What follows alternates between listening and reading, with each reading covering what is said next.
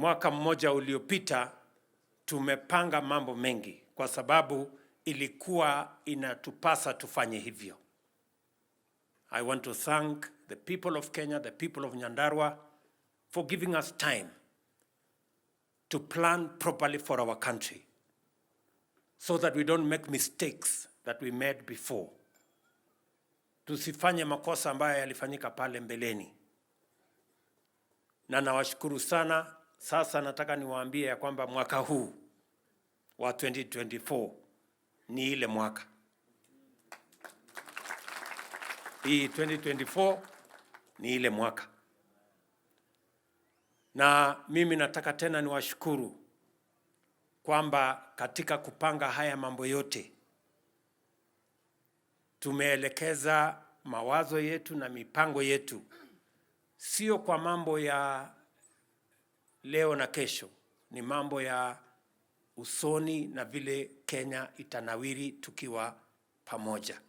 Mimi kama mjumbe wa Kinangop, unajua kwa kweli I am 100% loyal to your government because I believe in your leadership and your deputy in as far as the economic transformation of this country is concerned. I subscribe 100% to bottom-up economic transformation agenda. Na hivyo ni kusema ya kwamba watu wanasema maneno mengi na ni kweli siasa zitapigwa mpaka Yesu arudi. But I can tell you for sure, based on what you've been able to do within that short time that you've been in office, you've been very intentional in as far as transformation of this economy is concerned. Tangu shike ushukani wa taifa hili, maziwa tumeuza a record high of 50 shillings that has never happened since the formation of this country. And therefore we are so grateful and we pray ya kwamba utatusaidia Mheshimiwa Rais, kama vile kiongozi wetu wa budget amesema, tuhakikishe ya kwamba bei ya maziwa, hata kama kutakuwa na maziwa nyingi, mkulima asiumie tena, tuuze less than 40 shillings. Therefore, Your Excellency, we thank you and we promise to continue supporting your government in your transformation. Naona maajabu. This time round, we can feel the presidency. The times you've come to Nyandarua, we've never seen that. Na ningetaka kuripoti kwako kwamba we are behind the government. Tumeona vile mnafanya ama tunafanya. I'm in UDA, kwa hivyo niko ndani hapo. And ningetaka kuripoti today that wakati ulikuwa Nyandarua, uliwasha kama umefungua barabara. I can report to you that contractor amefanya 10 kilometers na hajatoka kwa site. Kwa hivyo watu wakipiga makelele huko na huko, tunajua what you are doing. We've never seen that. 10 kilometers in 4 months. It is incredible. And I can also report to you that he has promised to do 7 kilometers in the next 4 months. Kwa sababu maendeleo yako yanaonekana. Na ile jambo ningeomba ni watu washikilie serikali ili iendelee kuleta haya maendeleo.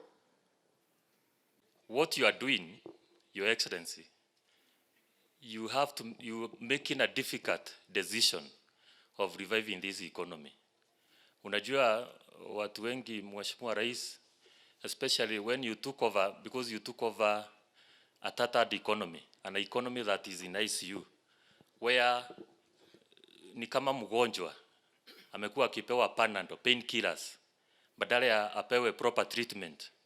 When you took over, you decided you have to make difficult decisions, where you said you will take this sick person to the theater and do operations. And no wonder Kenyans are feeling pain, because ungeendelea na hii maneno ya painkiller tungeenda kwa shimo.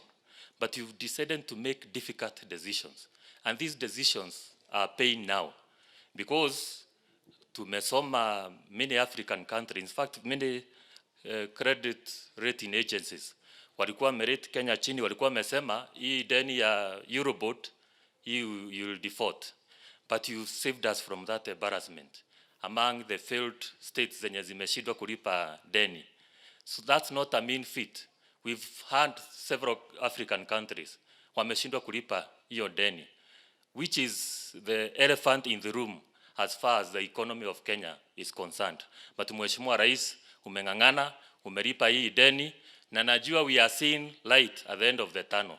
Hii deni ukimalizana nayo, najua mambo mingi itafanyika. Kwa hivyo Mheshimiwa Rais, nashukuru sana, endelea vivyo hivyo. Juzi nimeona katika takwimu zimetolewa that the GDP of Kenya in the third quarter of 2023 grew by 5.9%, a growth that is higher than even China. In fact, the growth of the Kenyan GDP is now 27th fastest growing economy in the world.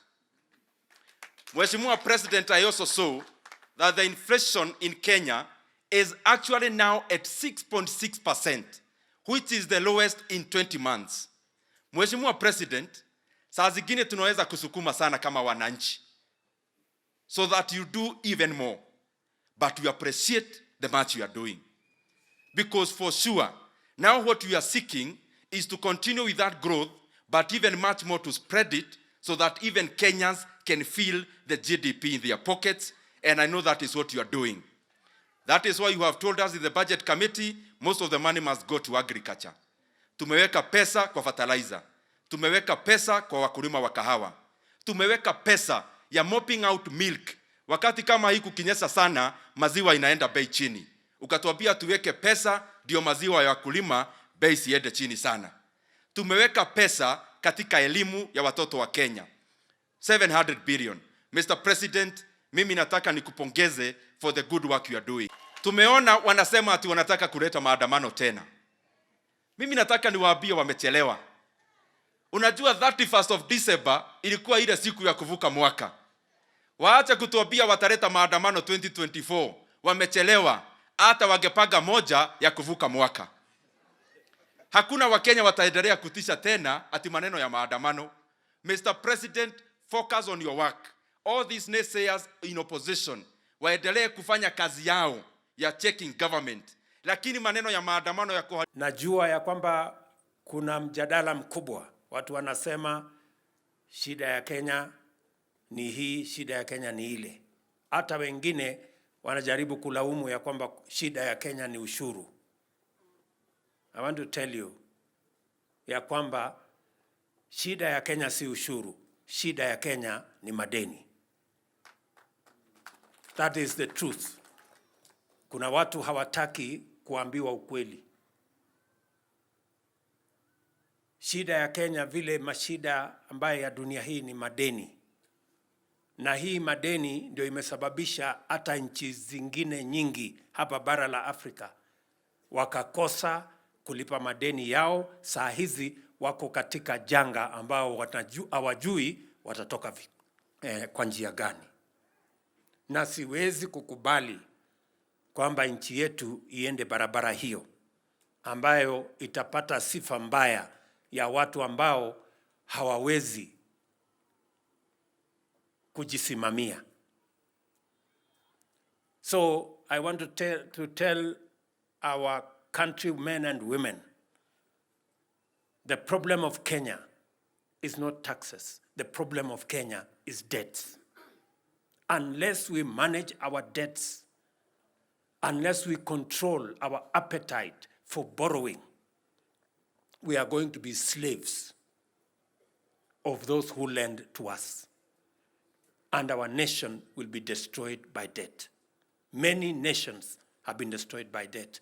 There is no single nation that has been destroyed by taxes. In fact, many progressive countries have been built by their taxes. That is where we need to go. Na hiyo ndio ukweli, lazima tuambiane pole pole mpaka tuelewane. Mzee Mwai Kibaki mwenyewe, rais wa 3 wa Kenya, alituambia kulipa ushuru ni kujitegemea. That is what he told us. Yeye ndiye amesukuma mambo ya VAT, amesukuma mambo ya watu kulipa ushuru. Wakati aliondoka, alikuwa ameongeza ushuru Kenya karibu mara 4. Hapo katikati tukawacha hiyo barabara, tukaenda kwa madeni.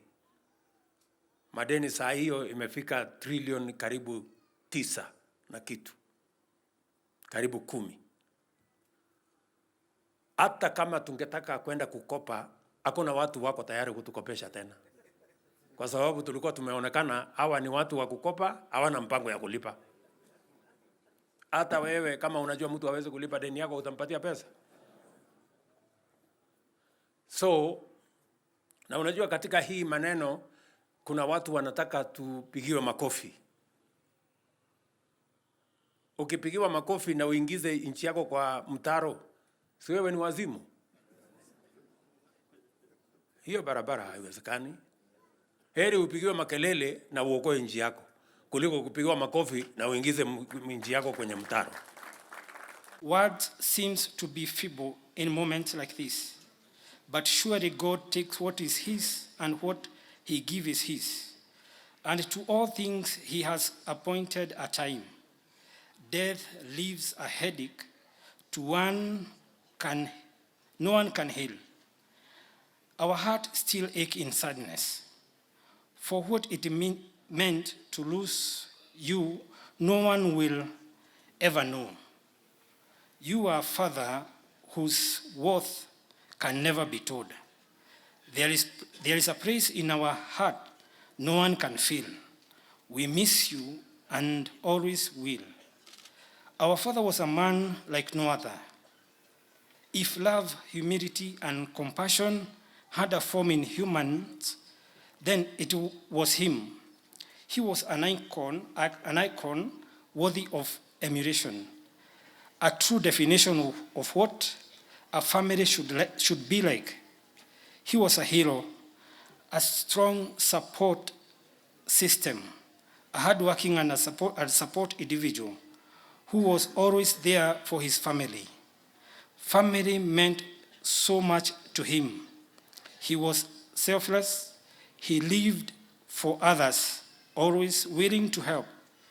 He was highly principled and stood firm for what he believed was the general interest for everyone. He was always there for peacekeeping and upholding family ties and friendship.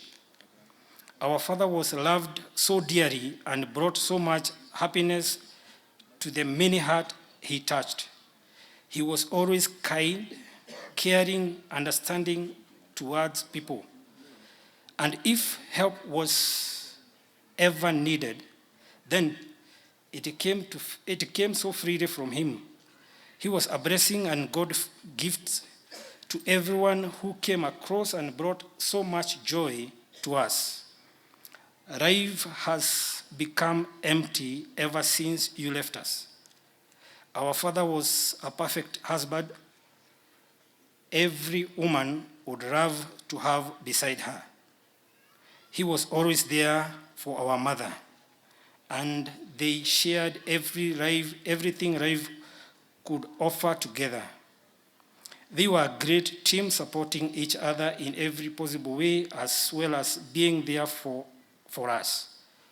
Our silent tears flow each time we remember you have gone, but your loving, caring, and fatherly love and legacy will continue to give solace to our humble hearts. The morals and values you taught will continue to be a guiding light in our lives. We will try our very best to live by the righteous virtues you have raised us with. We will always remember that caring heart and, most important, a valuable life lesson that family is key, and to others. You are great character, worthy of emulation, and we will all love to live by your legacy. For as long as there is a memory, they live in our hearts to stay. When we are promised to be reunited with our beloved ones, let's hold on to hope. It is everywhere in the din. Love leaves a memory no one can steal. When someone you love become a memory, the memory become a treasure. Thank you. Dad, when it came to giving, we lack words. You gave wholeheartedly with no limit. You guided us spiritually and made sure every Sunday each one of us attended church. It is through you that we learned the value of hard work by how you well managed your business at home. If we were to give an award to a disciplinarian, you are the discipline master. Dad, we remember how you sat us down and counseled us on how to deal with life challenges. Psalms 133 was the best quote for you, Dad, when we met as a family to show the value of togetherness. You always said, "Nĩ ũndũ mwega atĩa na wĩ gĩkeno, andũ a nyũmba ĩmwe gũikara hamwe mena thayũ." We will always treasure the years God gave you to us. We celebrate your life. Rest in peace, Dad. You stood with me since my childhood. I miss how you always called my name whenever you came home from work. You taught me the values of hard work, and I remember the chores you sent me to assist you. Kuka, you pushed me to become the best and installed good values of life. Guka, you are my role model and my mentor. I thank God for the years He gave you to me. Rest well, Guka. You are a good husband and a friend to me. I will remember how we started our family and the struggles we have been through. I will honor you by cultivating the family values that you so dearly hold. It has been so many years, but together we have seen our children grow from toddlers to now adults. From a young couple many seasons ago to now Guka and Shosho, to our many grandchildren, I have fond memories of the priceless efforts you put to see all our children go through school. Their education and well-being was your #1 priority. You would sacrifice the best for us for the well-being of our children. You built a strong spiritual foundation on each of them, taking them to church right from the beginning. You are the glue that held us together. Rest in peace, my dear husband, till we meet again. Thank you.